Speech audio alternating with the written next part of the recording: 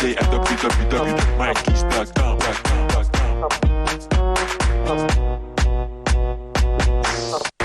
Purchase a list today at www.mikeys.com.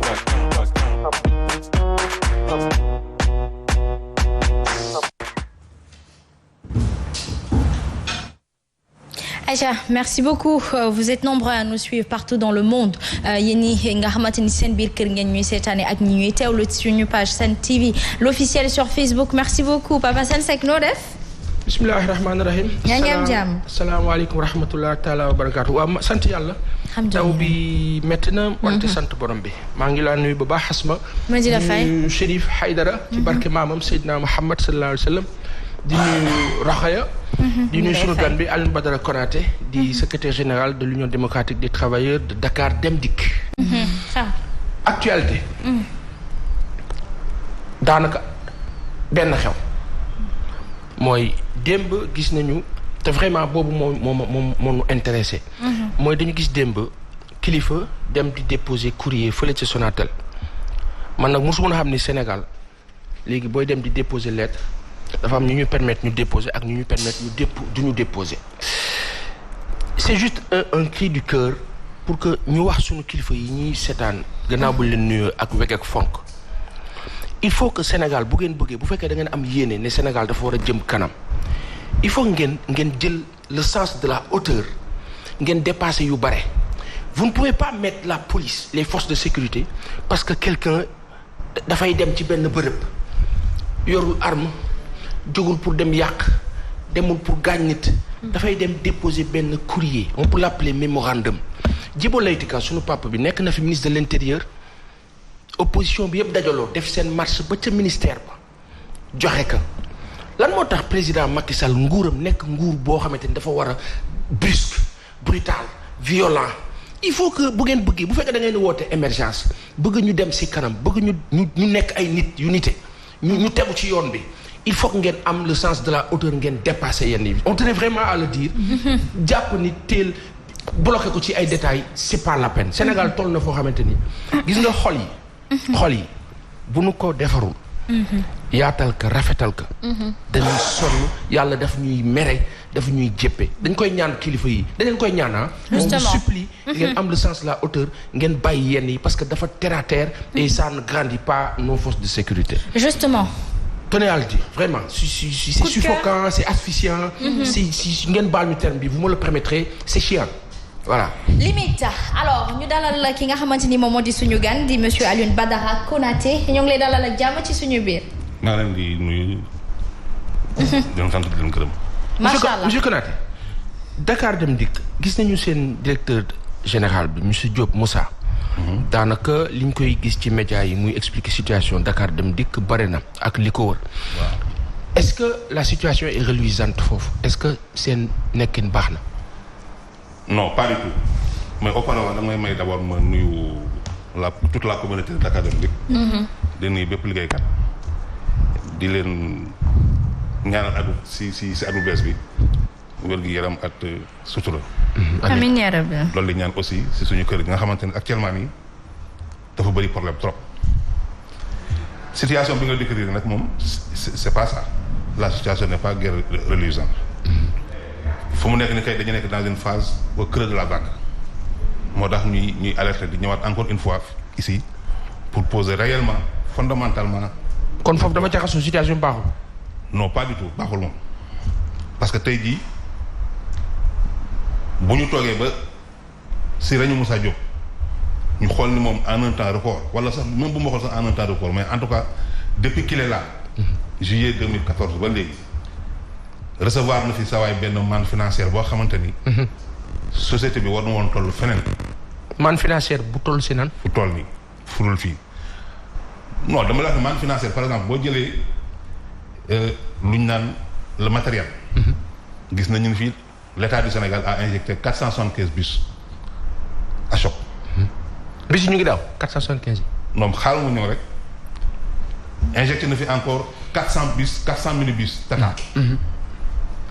mais tey jii minibus Tata yi moom mooy ñoom ñuy def tey le réseau urbain. bu fekkente ni amuñu dara les 475 bus yooyu ma la wax tout à l'heure dafa tombé en panne pratiquement plus de la moitié. Sinon plus de les 3 quarts. ok dañu tombé en panne. nee nañu nag ñu ngi jënd ay pièces. alors processus bi yàgg na boobu ba léegi kenn gisu ko. nee nañu am na yu ñëw am na yu ñëwagul. mais li may mën a wax si loolu mooy que ni dama ne sànq dama wax ne benn manne financière bi nga xamante moom la le directeur général Dakar Dem Dikk recevoir. tey jii bu ñu toogee. ba heure bi ñuy wax loolu. ça pose problème. waroon nañu nekk si beneen phase budul bu ñu nekk ni aujourd'hui Dem Dikk boo xoolee entre 2015 et 2017. jot na fi si alal loo xamante ni waroon nañu am beneen niveau de développement bu du fu ñu toll nii. dama lay jox benn exemple rek ni jaay nañ fi suuf à hauteur de 3 milliards 900 millions 800 millions. ban suuf la.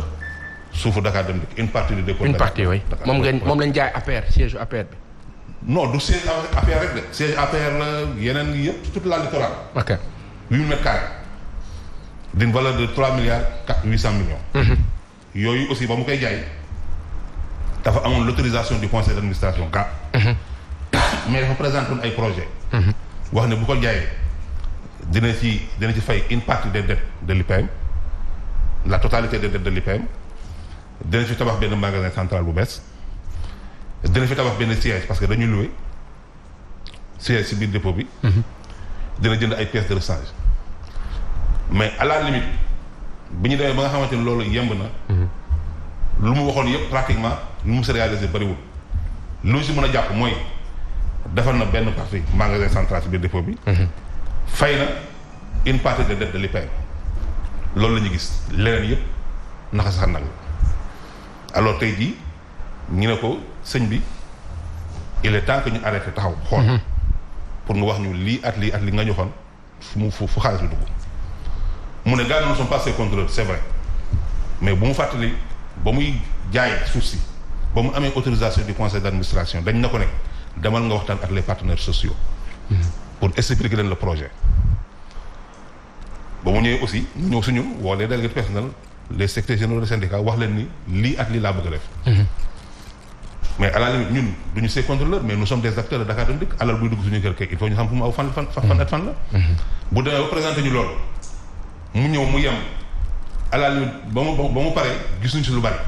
loolu li ma la wax ni fay na une partie des dettes de l'IPM tabax na benn partie magasin central le reste ministère bu logom beneen aspect moom mooy que ni bu ñu xoolee entre 2006 ak 2016.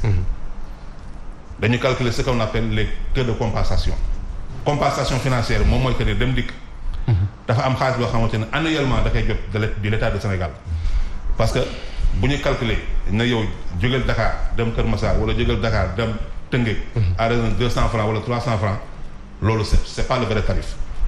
am na si yoo xamante ni daf ñuy impacter loolu état bi moom moo ñu koy rembourser annuellement bu ko xayma pendant toute l'année mu ne je vous dois 8 milliards wala 7 milliards mais au lieu que ñu jox ñu 7 milliards dañ koy forfaitiser def ko benn taux forfait ne 4 milliards 200. le plus souvent ça évolue 4 milliards 200 4 milliards 300 ainsi de suite.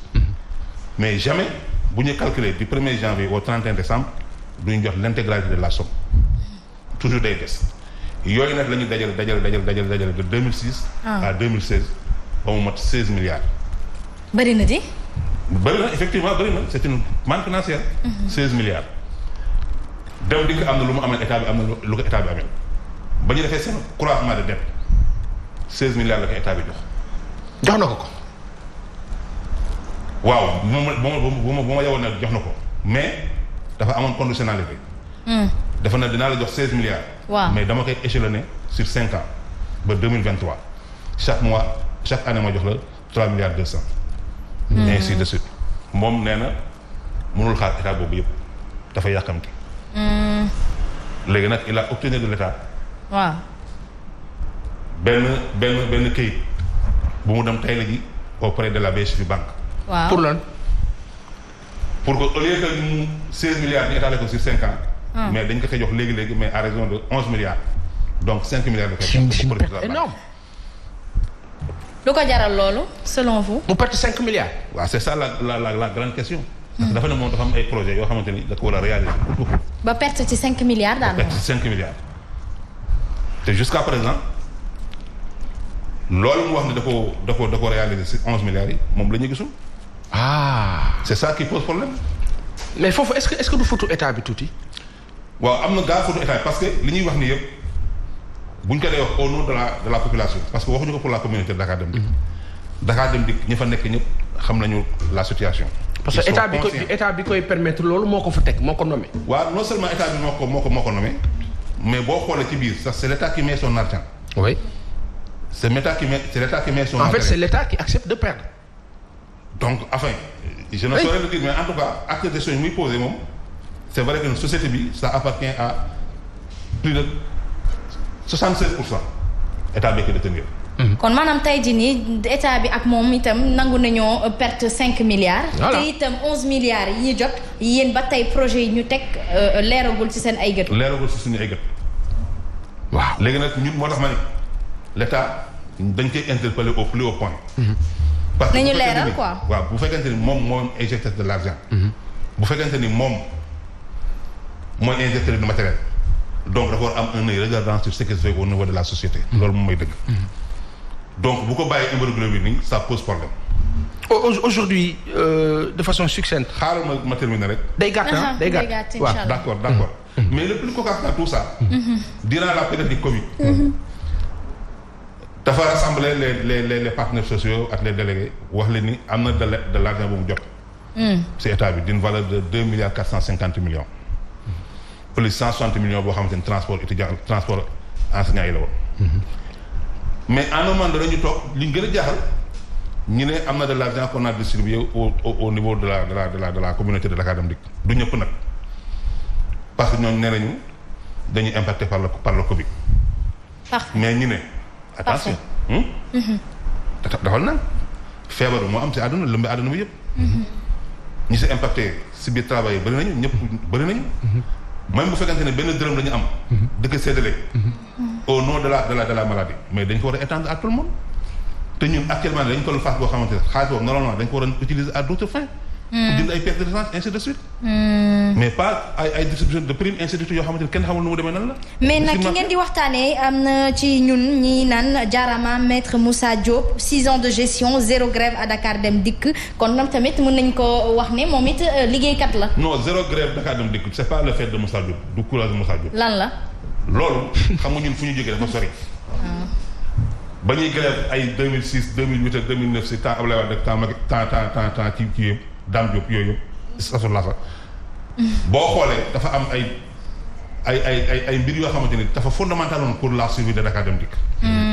yoo xamante ni aussi wax dëgg yàlla tant que taxawuñu woon sur place société du mën a taxaw carrément.